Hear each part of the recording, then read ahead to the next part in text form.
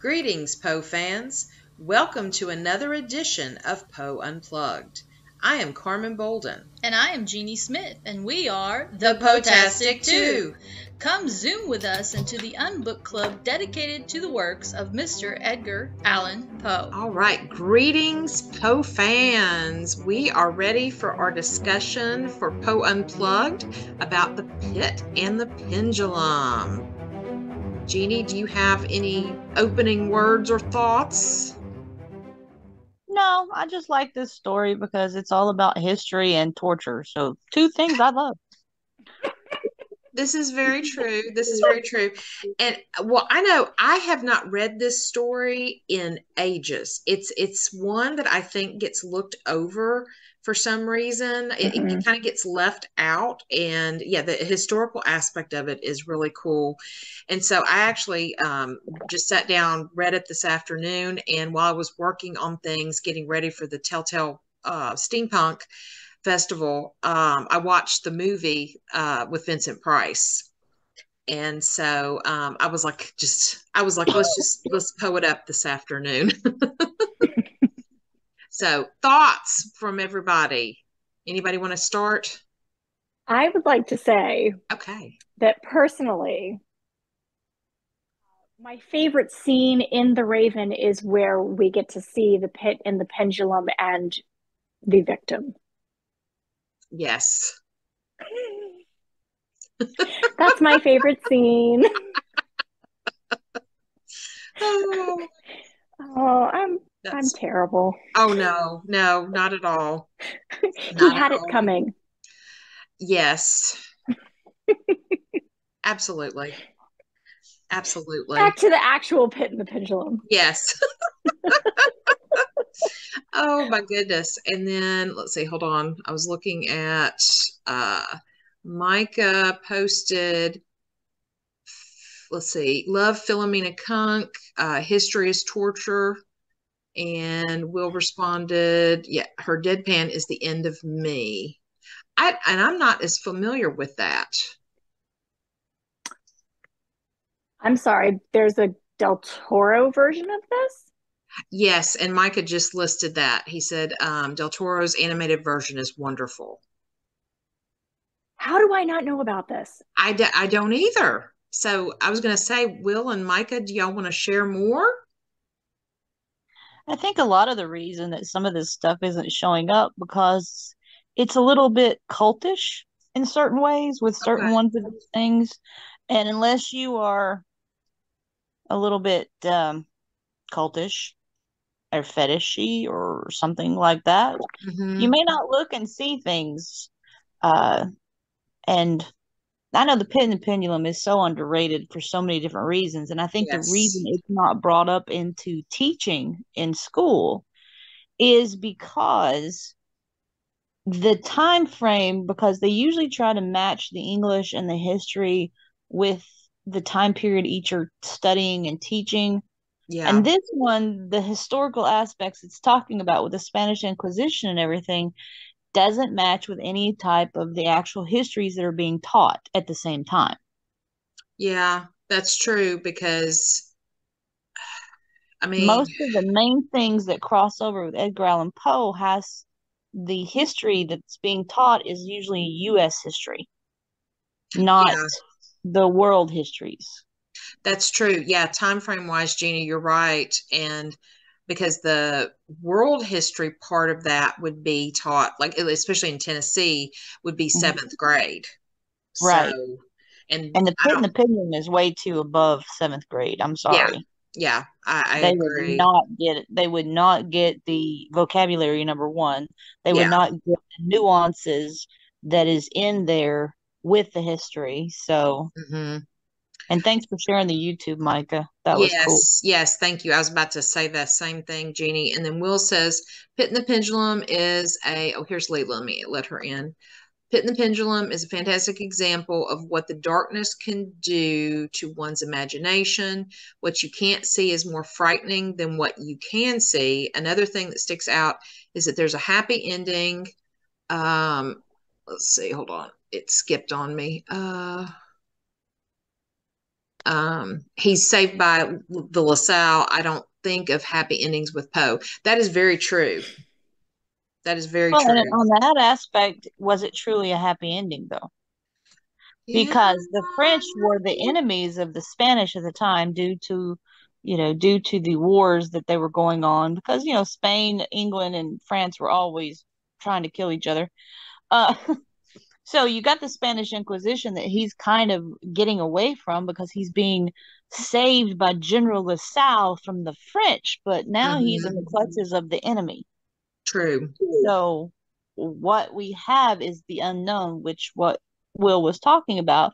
That's the biggest thing most people are afraid of Yeah. is the unknown. And now he's just going from the known because he knew he was going to face his death with the pendulum. But now he's got a savior that he doesn't really care if he's going to he doesn't really care if he's going to into the enemy clutches of the French, who they're currently fighting with. He just knows he's escaped certain death to now has hope again, which I think is part of the whole Pit and the Pendulum. It's all about hope and perseverance and not giving up. Because that's the thing. He comes up with the idea of using the rats that are waiting for his demise so they can have dinner. Yes. Disgusting. Yeah. They're like waiting for their buffet because they're in a line, they're like, woohoo, and we even got some, spices out here. But at the same time, he uses sorry, I can't help it. He uses that to his advantage because he does not lose hope. Even though there's nothing but darkness, there's nothing but, that fear, that, just heaviness of knowing that if I don't do something, then there's nothing going to be left to do. It's over. Yeah. So yeah, darkness and nothing more. Yeah, exactly. sorry, I'm crossing over. Nevermore. Yeah, Jeannie, I do agree. And a lot of things kind of resonated with me when I was reading it at the very beginning. And I've got I don't know if y'all can see, well, I'll show you. I have post-it notes that I had made. But one of the lines this is like the very first page of my book. The blackness of darkness supervened. No. All sensations appeared swallowed up in a mad rushing descent as of the soul into Hades. And that so reminded me of Dante's Inferno, just all the levels of hell, because there's so many allusions to that throughout the whole story. Because he wasn't sure, where he was with all that darkness. But it also brings in the point, like you're saying, with the levels of hell, with the 9 rings of Dante's hell. He was literally thinking he was going forward and going in a certain direction. But when he finds out, he literally was walking in circles and going to the lowest point, knowing that lowest point was where he landed on that flat surface with that pendulum coming for him. And it was slowly being lowered to each time in his level of hell. Yeah. But there's such the religious in this that I was like, oh, Poe is really breaking out the religion in this with the numbers, with the different aspects of death, the unknown, the levels of, our own mortality type thing. Because the I was actually, I was going to say, Jeannie, when I was actually listening to this again last night, I thought of you. I was wondering if you were going to do something with like the 7 candles, like with a religious aspect with the 7 candles. I was thinking 7 deadly sins. Oh yeah, that's a good tie-in, kind of ring a bell with you. Oh yeah. See, she's getting me. So yeah, well, I thought like Jeannie's gonna have a religious thing because, like, I mean, I know it does like allude to religion. I was wondering if Jeannie like had, because like I'm not very versed in the Bible. I'm like just gonna throw that out there. You know what I mean? Even though I went to a Catholic high school, but like I'm not very, I don't know a lot. So I'm always interested for her tie-ins there.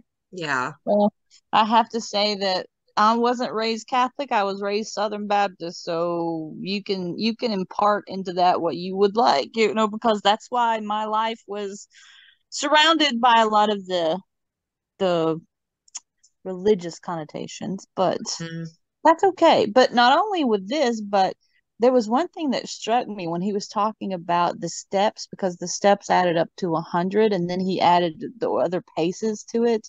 And the first thing that popped in my head was like, I wonder if he's alluding to the 100 Years' War. Oh, that that's actually lasted 118 years, by the way. yes, Oh yes, it did. yeah. That's Yeah. a really interesting thing. I had not ever thought about that. Yeah, I mean, because I just like jumped into the history aspect as I was rereading it, because I'm like you, Carmen. It's been a long time since I've read this one. Yeah, and yeah, and I don't know why. I think it's because some of the other ones are some of my, I guess, better favorites. And I'm also trying to read all of his works because I have not, I can say, I honestly, I have not read everything, and I'm working on that, and I'm slowly doing it so I really grasp the full meaning behind what he wrote, and digging in and doing some research, when I do read different ones. But yeah, and this is one, again, I should read more often. And another thing that to me Poe does very well, and in many of his stories, let me see, where did I mark it? When he says, let's see, very suddenly there came back to my soul motion and sound, the tumultuous motion of the heart, and in my ears the sound of its beating. And to me, it's that hypersensitivity with the senses that Poe brings in so many of his stories. And to me, it brings out that huge aspect of imagery with all all the five senses. And so again, Poe done it again. It just, the writing is beautiful with bringing that imagery in. You know what's weird about this one for me? I'm probably gonna get some hate from this one, but this is one of my least favorite Edgar Allan Poe stories. And until recently, let me explain what I mean. Like, I read it and I'm like, okay. And I don't know if anybody went to the Baltimore International Poe thing last year and saw Stephen Smith perform a Telltale, not Telltale Heart, perform this as one of his things. And he actually, because he was saying it's like a story that's actually, because his parents being actors and he had a great speaking voice, it's one of those that was almost meant to be performed, and he like actually performed this, and I actually saw it in a whole new light. I mean, he was just seriously there, and he like had a chair where he was pretending to be like strapped to the chair, and the whole scene with the rats and everything, and really opened my eyes from a story that I was kind of just like about. Like, I mean, don't get me wrong, I still like it, but comparison to other things. And I was like, wow, when you actually saw him act it out and think of it in terms of that, it just made it so much more powerful. And like now it's like, I mean, it gave you chills. I mean, he's a great actor. He's like sweating and everything as he's doing it. I tried to find, he has a YouTube channel, but unfortunately he doesn't have the full thing on there. So I was gonna try to share that with you guys, but really I have snippets. Yeah. I have you've seen chunks of it. Yeah. Yeah, really powerful. It was really like, it gave me chills. He was really good. He was really good. And I was like thinking like, wow, like, you know what I mean? Because the story, I was just lukewarm about him. Now I'm like, wow, I just see it. And I tried to listen to an audio thing of it last night, and I was just kept seeing Steven's voice. Am I hearing Steven's voice in my head? I'm like, oh, he's not Steven. He's ruining it.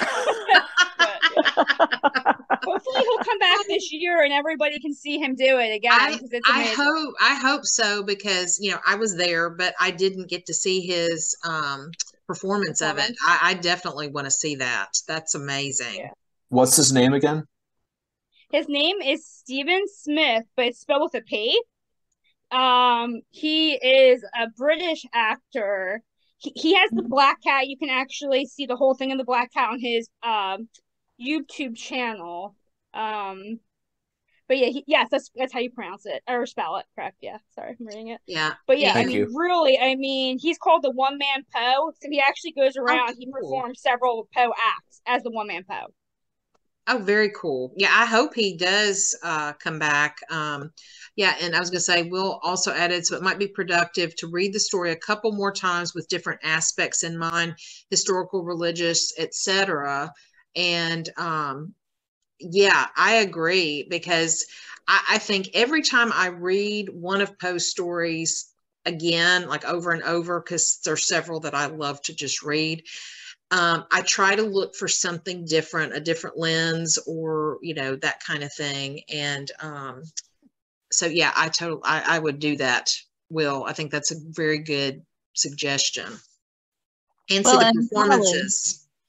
yeah, and going along with what Holly was saying about the performance, this one has always been, in my opinion, the best and only one that needed the performance in order to make a more impact for a reader of this story. Mm-hmm. And I think part of the reason for me is, like we were talking about, how it doesn't coincide with when we're teaching it to a lot of what's going on in the English aspects.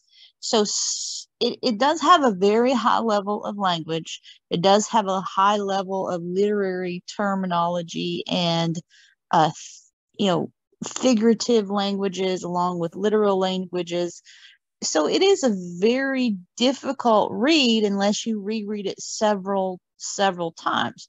And Yeah. like we're talking about, there's always an interpretation from different points of view, like different backgrounds, different people that, you know, male, female, you know, religious, parts of the world, that type of thing, that can change the reading and change the interpretation of this story. And I always think of Edgar as being, wow, he really was into that stride when he did this story, because he was hammering home a lot of aspects.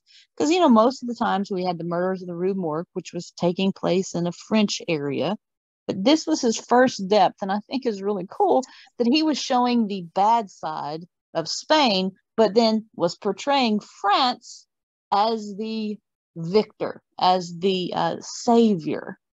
So he had a love of France for some reason. I don't know why. Yeah. Yeah. And he also kind of like, you don't find out that, you know, this was the time of the Spanish Inquisition. And I have to just throw this out there, that it makes me think of Monty Python, because my husband will bring that joke up multiple times. Anyway, sorry, just a little humor there. But yeah, it's like Poe doesn't reveal that. It's like, you know, he's done something. And then it's like, okay, this is the times of the Spanish Inquisition. And he says the character, the narrator, who we know is not reliable because he's, you know, in a hallucinogenic state at one point after he, you know, drinks that water and all that kind of stuff. But he admits he's sinned, but we don't know, you know, is it just because he is not Catholic, or is it something else? You know, any thoughts on that?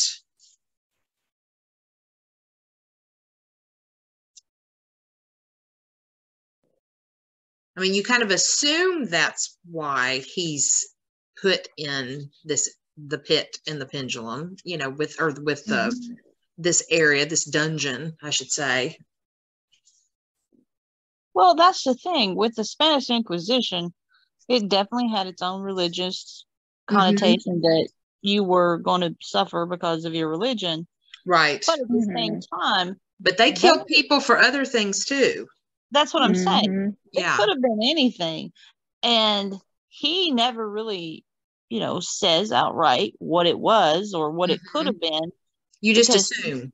Yeah, you just had to actually interpret, and in your own aspect, think of putting yourself in his position. What would you have done to rate such a torturous ending in life? And well, one of the things that always struck me was the loneliness. It's not just the unknown, but he knew that there was somebody watching him, but he didn't know it. He couldn't see it. He just, you know, he was in a darkness. He was, you know, cut off from everything. He was facing his own torment. The food would show up, you know. Yeah. Somebody was always giving him food and water, but was it a good thing or was it a bad thing? Because he would always fall asleep right after he had the food and water. So yeah, and then that's when he ended up on the table. Yeah. Because I always think of the Stockholm syndrome too. You know, this is another aspect of the torture. That's a very good point too. Yeah, I guess like what I was thinking about what Jeannie was saying before about like, or like Carmen, like what did he do to get there? I guess I kind of always looked at the story as kind of like maybe like his Edgar Allan Poe's outlook on war in general, about almost like its silliness. Like you're basically in prison, whether it's religion, for whatever reason, you're on the wrong side, you're in prison. But then the next day you're liberated and you're a good guy. So to me, I kind of always thought of it as a story of, you know, just unfortunate circumstances and just kind of like that silliness, like, you know, you're the bad guy, you're the good guy, you know what I mean, kind of that back and forth from being the victim to being liberated. Because I guess I was kind of like what Will said, I always kind of thought at the end that he was saved. I never actually thought of it as maybe, but now I am kind of thinking like, well, maybe saved to what?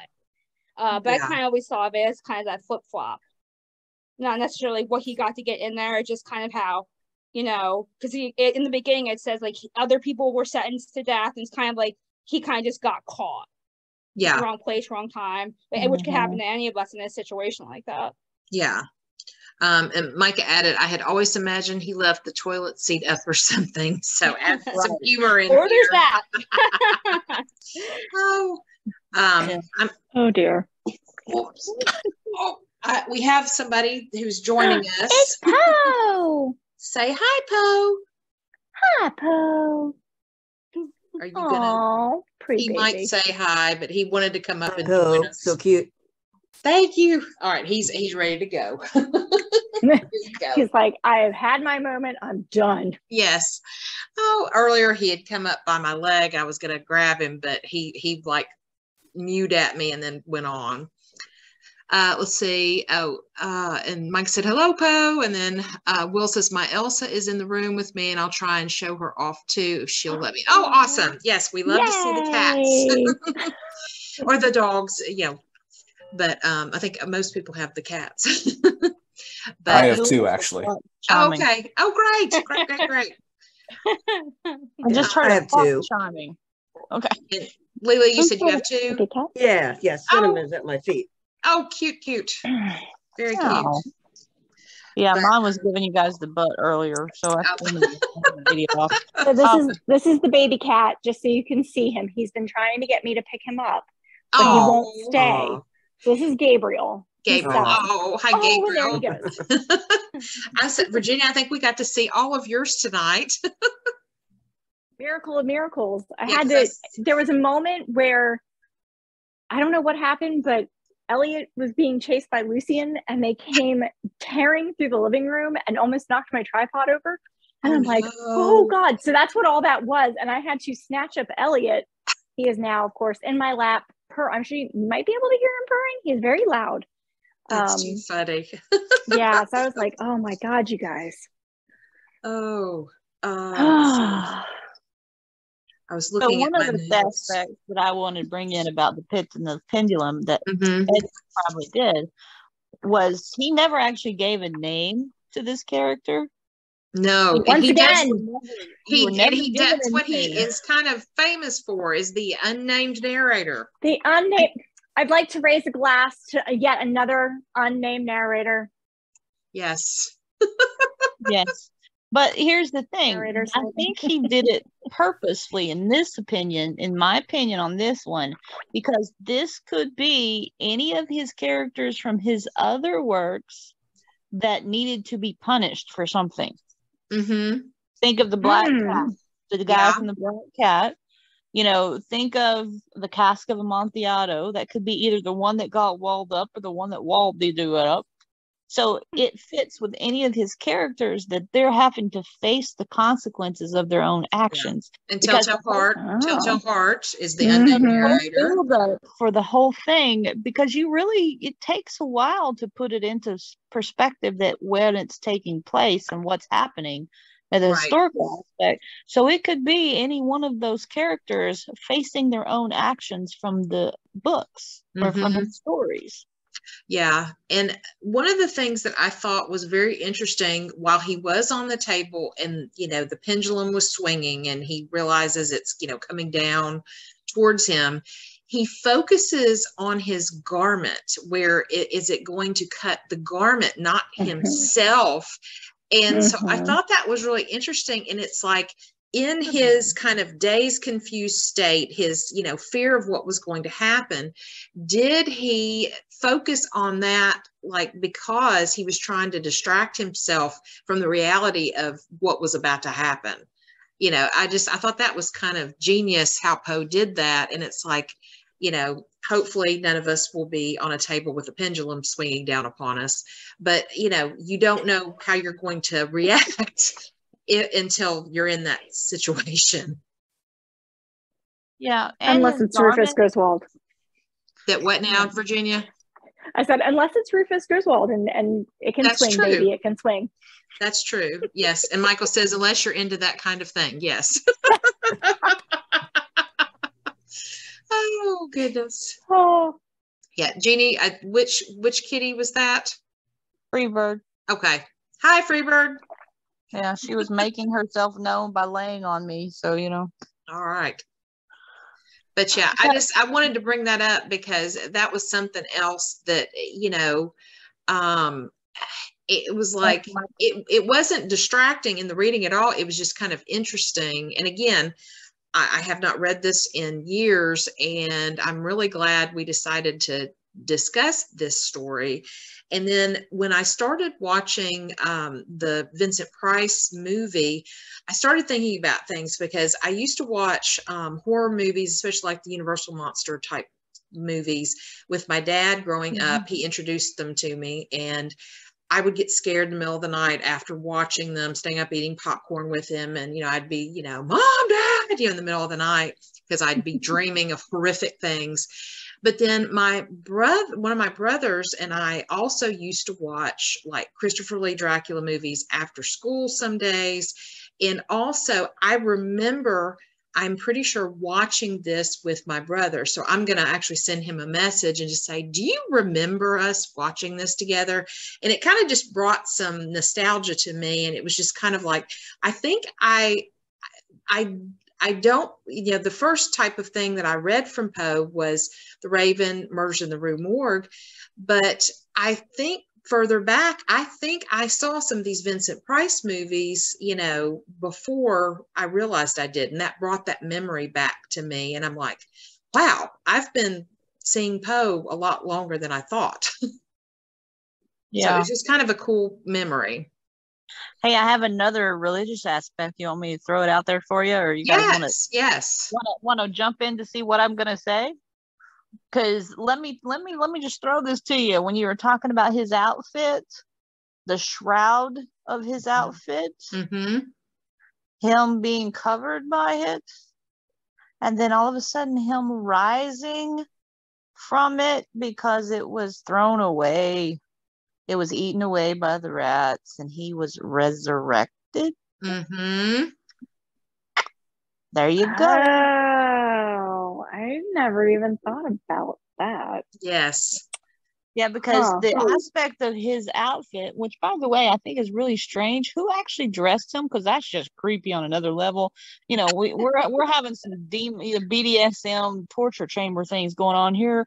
But think about it. He wakes up. Yes, a creepy Easter. Very good. I'm glad I did it. All right. Oh yeah, and Will says when he laughs and howls. Alternatively, one thought I had was that whoever was monitoring him would want to slow the torture down because he'd no doubt not want our unknown narrator to enjoy the torture. Just a thought. Absolutely, yes.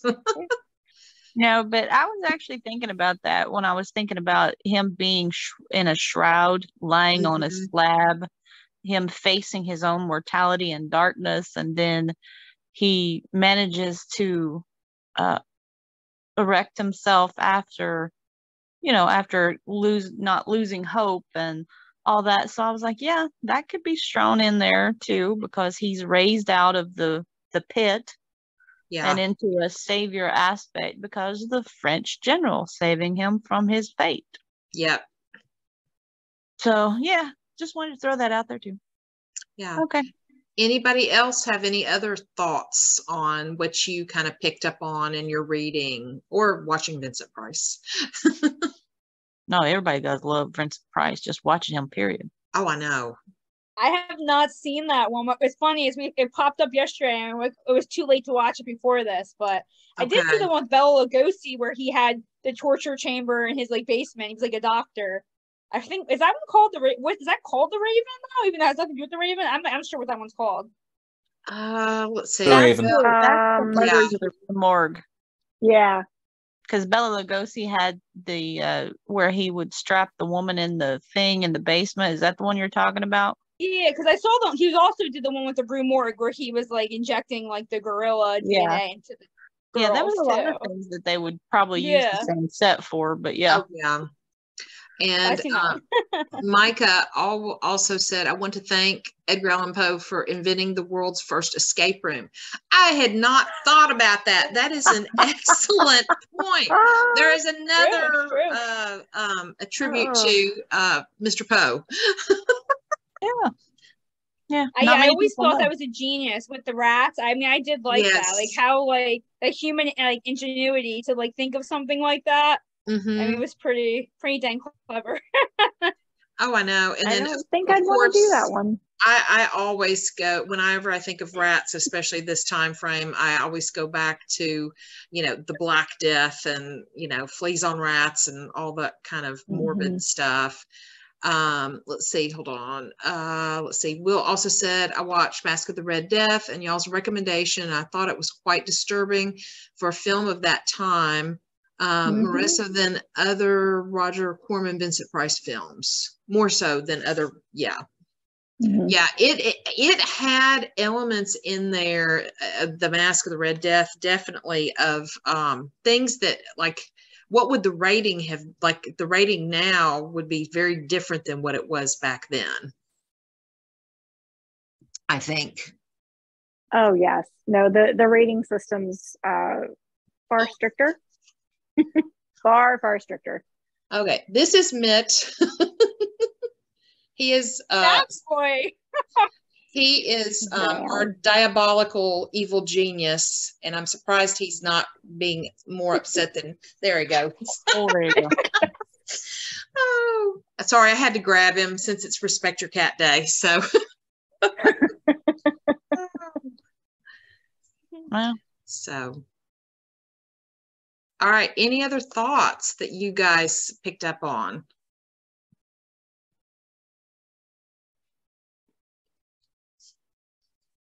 And I guess I just always thought. Oh, I'm sorry, Carmen. No. You go ahead. You go ahead. Yeah, I guess I always just thought it was interesting about how I think it was Jeannie who brought this up earlier about how they're like watching him, how they had like these group of these elect men, just kind of like. And then kind of the image where I forgot the words he used to describe it, how like they were there and they kind of seemed to disappear almost ghost-like. I'm totally like paraphrasing, obviously it was way nicer than that. But yeah, I guess I think that's like a kind of like a weird aspect of it. Not only is he in a torture chamber, but someone's getting their jollies by like actually watching it. Like like Michael was saying with like the escape room is kind of like that version of like a Saw type thing, where someone's like really like enjoying, because I mean at the end of the day, I mean executions are executions, you just kill them, like, and back to I think the point you guys were saying earlier, like, well, why is this man just not hung and he's tortured, and why are they watching him? And then yeah, just kind of a weird scenario, I guess. Yeah, that. Let's see. And then let's see. Micah says, I love the Dante's hell comparison. Thank you for that. You're welcome. As you say, a new perspective each time. Yeah. And I think if I read this in a month, 6 months, couple years, whatever, I'll probably pick up on something else different. One thing, when I was looking up the movie this afternoon to put on while I was working on our things, that was, Vincent Price's came up first, and then right after listed was the version from, I just looked it up on my phone, 1991. And what's interesting, it says it's a horror film, and I have not seen this version. Has anybody seen the 1991 version? Who's in it? Let me see. Hold on. I can tell you. Let's see. Actually, it's billed as horror romance. Ooh, that sounds sexy. What? The rat? Yeah, I was gonna say, what is it with the rats? Yeah, so Lance Henriksen, somebody named Stephen Lee, William Norris, Mark Margolis, let's see, Carolyn Purdy Gordon, Barbara Bocci, Benito Stefanelli, Jeffrey Combs, and then I mean there's other people too, but I mean there's actually quite a few people in here. Yeah, But I think Lance Micah Henriksen is, familiar. huge in horror.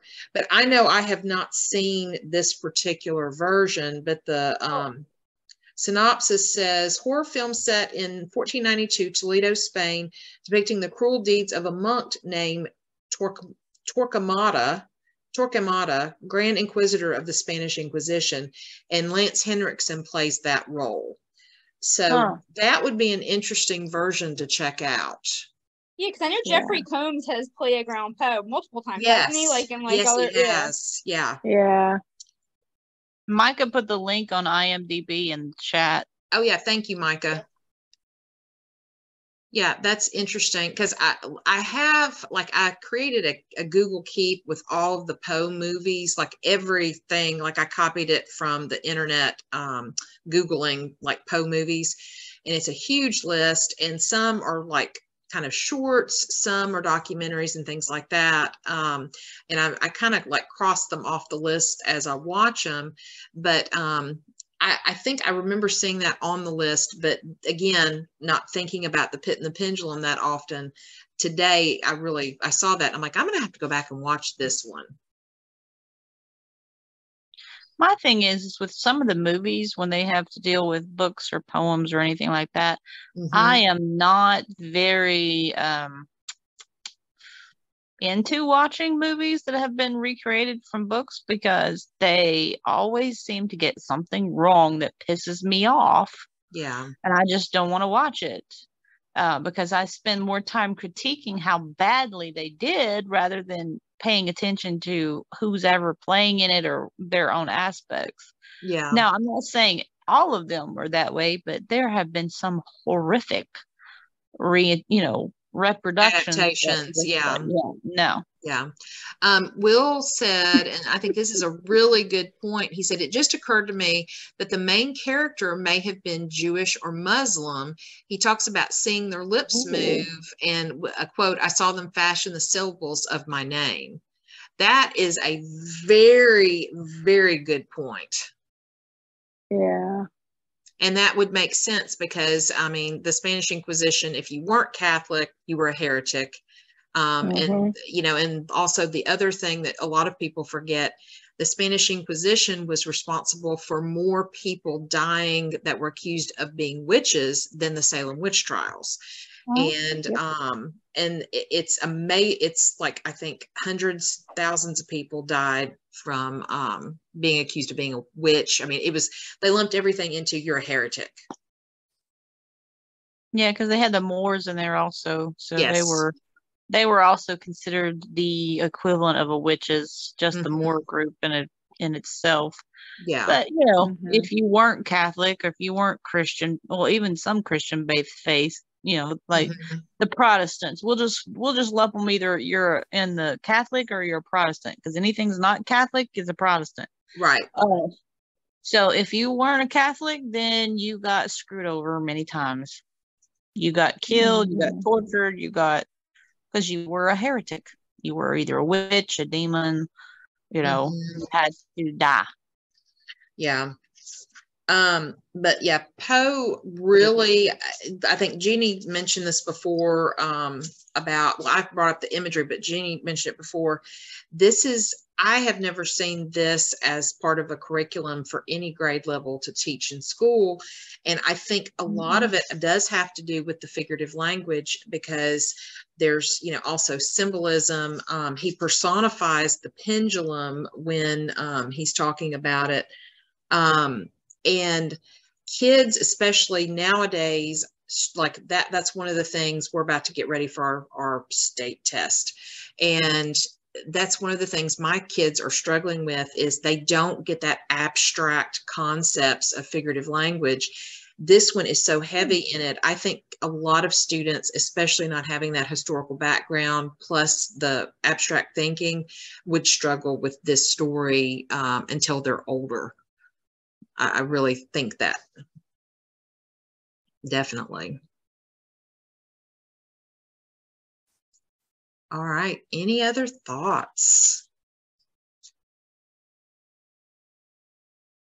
It's okay if you don't.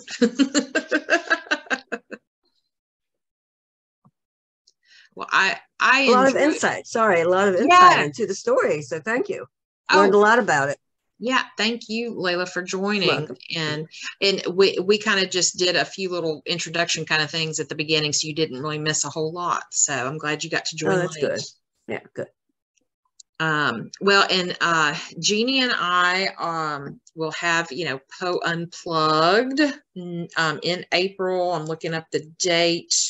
It's usually the last Tuesday of the month. Okay, so it's going to be April 25th. And we decided on the gold bug for next month. And so really looking forward to that. And we're trying to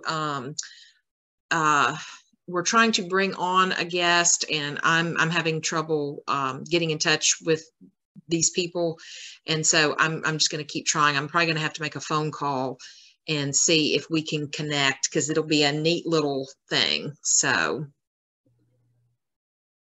but yeah, and the gold bug is one. It's a little bit longer than his normal stories, but it's so good.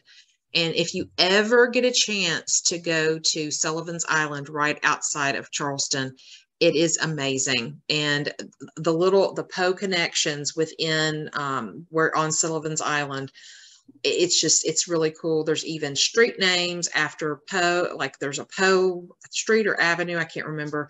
My husband took pictures of me at all the places in one of my Poe dresses. We went to the tree where there's a couple different ones that people think this is the actual tree that he wrote about. And so, but if you ever get a chance to go, it's beautiful. It's really neat and filled with Poe things. And let's see, Micah says, this was great. Do you have the details for the next meeting? Thank you again for doing this. Oh, you read my mind. And then finally, someone who reads a magician's mind. That's funny. And then Will says, I hope there's a Nevermore High School. Oh, that would be very cool. That would be awesome. I think we should start it. It has a nice ring to it. It does. It does. Yes. Definitely. Yeah, Jeannie, we should just start a school. That's what we should do. Yeah, and I can, not have any students if I want to. That's the great thing about it. Hey, you're not allowed to come. No. I can refuse entry. You're not allowed. Oh my goodness. Oh my gosh. Oh, yeah. Well, I don't know. That might be scary if we did that and tied to Poe, and because I have this feeling you might want to take the stories too literally if they have consequences. Hey, the Pit and the Pendulum would come to mind quite often. Oh my gosh. That would be after school detention. Exactly. Yes, exactly. After school detention, then I could think of, we could have the Black Cat, and then that way that would be suspension. That the Cask of Amontillado would be, lunch detention. I'm just saying. Yes. There'd be a lot of words. Terrible. Sorry. Oh, okay. Yeah. Jeannie, I'm going to mute you. Sorry. What? Oh, well, if you are, I know Virginia will definitely be at the Telltale Steampunk Festival this weekend. And Holly, you said you're coming. We'll be there Saturday. So we're going to do the oblong box thing. I saw you on the schedule, Virginia. And then I know you're just a vendor, right, Carmen? So you and Jeannie. Yeah, we'll be there. So if you are in the area or know anybody up in that area, tell them to come out to it. I think it's going to be a lot of fun. There's a lot of neat activities to do, not just, the vendors to come visit us, but yeah, so I think it's going to be awesome. So we are ready. All right. Well, I think we have talked through the pit and the pendulum, and unless anybody else has any final thoughts. Have a good trip and a good time. Thank you so much. Yeah, we actually just made a decision to start driving tomorrow evening and drive part of the way, and I think we will not be as tired once we get there, because we're going to take a little detour into Delaware first and drive over to right across the border to New Jersey, because Jeannie doesn't have that as a state, and then drive down into Baltimore on Friday. So Jersey strong. Come on. Yes. Oh my God. I've flown over it several times. It's just I have at Walt Whitman's grave. I've been to Walt Whitman's grave, so it was sad. I actually have not, so that's horrible. But Holly, you need to go if you have a chance, because it is a beautiful cemetery, and his grave, it's absolutely gorgeous. It really is. It's very pretty. What cemetery is it in? Oh, if you hadn't asked, if it's that real famous one, I've actually been to it, but I don't think I've actually, the one where all the celebrities are buried. Let me see. I can't think of what it's called. I get emails from them because I sign up for their thing. But I've never actually been to his grave. Leila, did you say the name of it? I heard Leila say something. Oh, okay. I don't know that. Okay, it's Camden, New Jersey, Harley Cemetery. I just couldn't remember the name. Okay, yeah, I'm thinking of a different. I'm thinking one in Pennsylvania. Okay. Yeah. Will said Westminster Presbyterian. So okay. So I quickly looked it up. All right. Well, thank you guys for tonight. I think this was a great discussion, and I think it sounds like that many of us really did revisit this story from years past. And so that's really kind of cool. So, all right. Well, we thank everybody, and we hope to see everybody back in April on the 25th for the Gold Bug. Thank you. Thank you. Y'all have a wonderful night. Bye, y'all. Bye. Have a good evening. Holly, see you soon. Yes. I say, is Jeff going with you guys, or you guys just do a girls trip? Just a girls trip. So that's trouble. Alrighty then. I will see you guys Saturday. All right. Thank you. Right. Bye. Bye guys. Bye.